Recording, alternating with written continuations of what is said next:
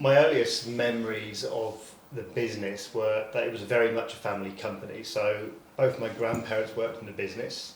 Sarah, my aunt, joined, I believe, in the first sort of 10 years of the business. So there wasn't much of a bigger team beyond that. There's a few long-term employees and contractors we started to work with as we got more into the build side of things, but it was very much a lifestyle business, I guess, in those earlier years, and trying to get the foundation set in place. I think realistically, Dad was very much the kind of the main component of the business, and in those days would have been on site managing, installing furniture, which obviously, you know, sets that kind of tone of leading by example and accountability, getting stuff done. You've got to get over the line. That's what happens. So with it being a real family business, it was very much something that kind of determined the family dynamics. Things like being on a holiday, I could just picture Dad being around the pool on the phone now and again, having to deal with things on occasion. The hours would be substantial and he would often be working late, and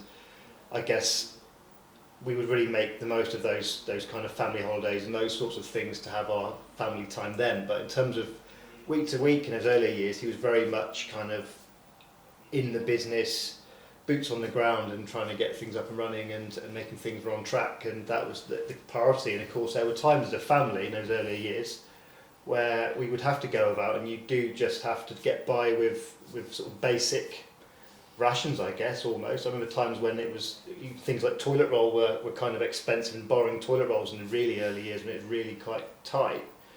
And I think it's easy to forget those humble beginnings and how hard you've got to work to really get these things to get off the ground. I mean, I think the survival rate of companies is something like 10%, 20% in 10 years. Mm. So for us to get through 4 decades of doing that is really a testament to his hard work and the quality that he's built in the business and the service that we give and the fantastic team that we've got around us.